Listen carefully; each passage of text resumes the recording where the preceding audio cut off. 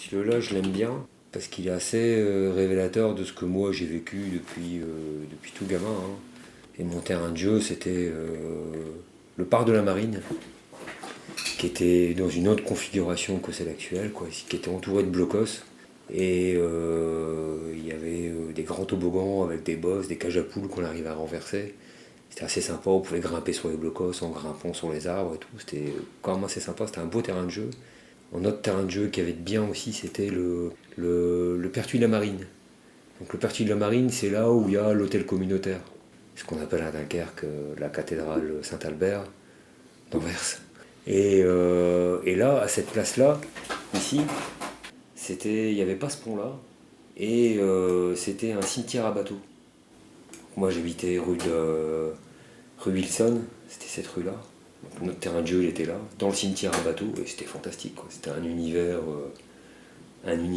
terrible. Et la dernière chose qui m'a marqué aussi, la ville dans mon enfance, c'était les chantiers de France. On ne peut pas parler de Dunkerque sans parler des chantiers de France et de la fête qu'il y avait dans la ville quand il y avait les lancements de bateaux. Ça, c'était fantastique. Et il y avait toute la population se réunissait là sur le quai des Monitors.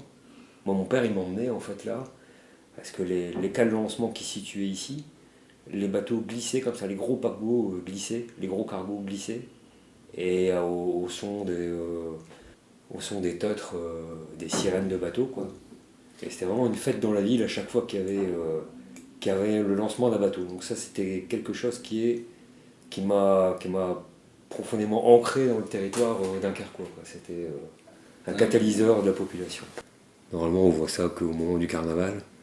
Et là, le fait de mettre des bateaux en visite sur les quais, les gens ont réinvesti des quais que. D'ailleurs, des quais, ça fait longtemps qu'on les investit plus. Moi, quand j'étais gamin, la visite dominicale des quais, du Mol 1 jusqu'à tous les mols, on allait se promener en voiture, on allait voir les bateaux qui étaient à quai.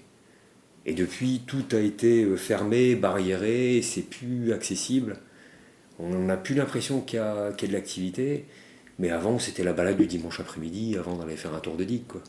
Et là, on fait depuis 2 ans la Copinars Cup. Donc la Copinars Cup, c'est une course avec des objets flottants non identifiés qui se fait à la fin du carnaval. Donc ça ne sert pas à fêter la fin du carnaval parce que c'est trop récent par rapport au carnaval. Mais ça commence à s'ancrer dans le territoire dunkerquois et dans la population dunkerquoise. L'année dernière, il faisait 0 degré, voire moins, et il y avait quand même 52 embarcations qui ont participé. Les gens créent avec des tonneaux, des fûts, un objet flottant non identifié qui décore leur façon, ils sont déguisés dessus.